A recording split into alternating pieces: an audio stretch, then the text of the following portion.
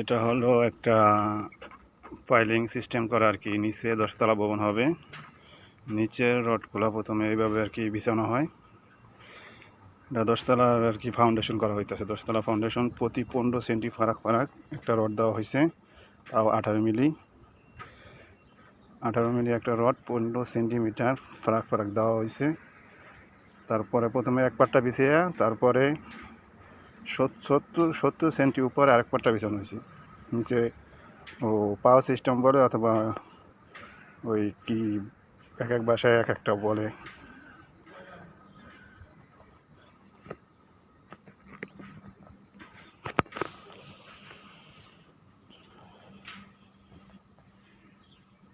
এইভাবে টোটালে এই নিচে 10তলা ফাউন্ডেশন করা হলো। এই 10তলা ফাউন্ডেশনে 80 টন রড গেছে টোটালে। 80 থেকে 82, 84, 85 এরকম।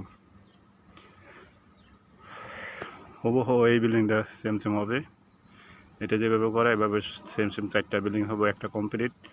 এটা দ্বিতীয়টা শুরু হয়েছে, মাঝে অবশ্য আরও 2টা জায়গা আছে, 2টা করা হবে। এগুলো হলো কলম করা হয়েছে, এটা কলম, এটা কলম, ওইটা সিঁড়ির লিফটের জন্য। লিফট আর সিঁড়ি ওই এখানেই মাঝখানে করা হয়েছে।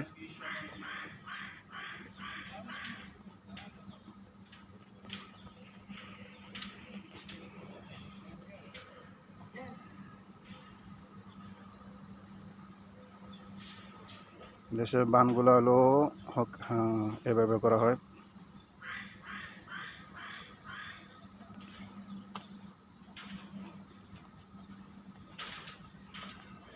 নিচে কোনো পাইলিং করা হয়নি, কোনো পাইলিং করা হয়নি। এটাকেই ফাউন্ডেশন বলা হয়। আর এইভাবে ফাউন্ডেশন করে অলরেডি চার সাইডে দেখতেছেন আপনারা। এটা আন্ডারগ্রাউন্ডে থাকবে নিচে 2তলা, আর বাকি উপরে 8তলা, টোটালে 10তলা 11তলা আছে। এইভাবে হবে।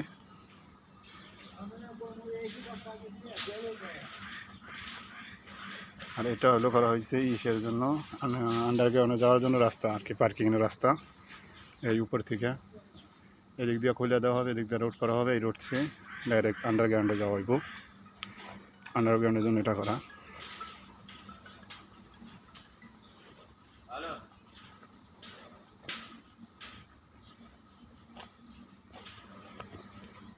এটা আন্ডারগ্রাউন্ডের রাস্তা।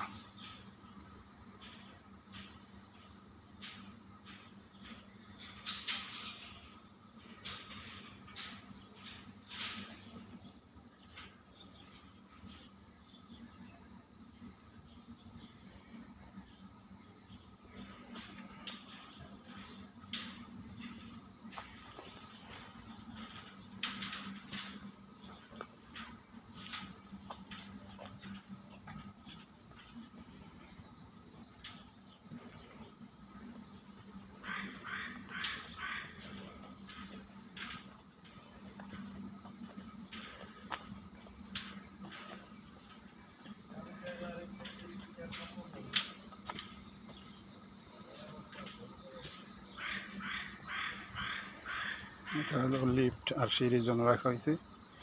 লিফটের জন্য 2টা লিফট এখানে বসবে, 2টা লিফট।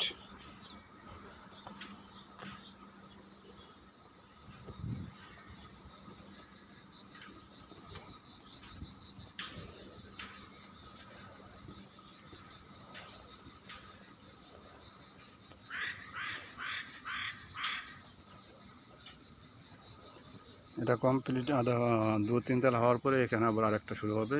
এখানকারটা আবার এই 2টা, এটা 2তলা হওয়ার পরে ওটা আবার শুরু হবে।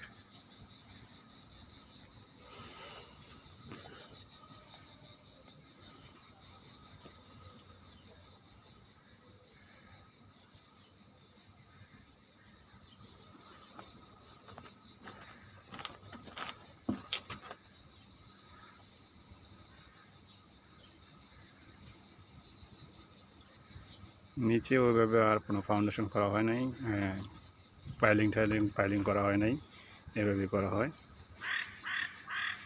নিচে 80 টন রড দেওয়া হয়েছে। 80 টন রডে পুরো 10তলা বিল্ডিং ধরে রাখার ক্ষমতা রাখবো। এখানে ঢালাই হবে।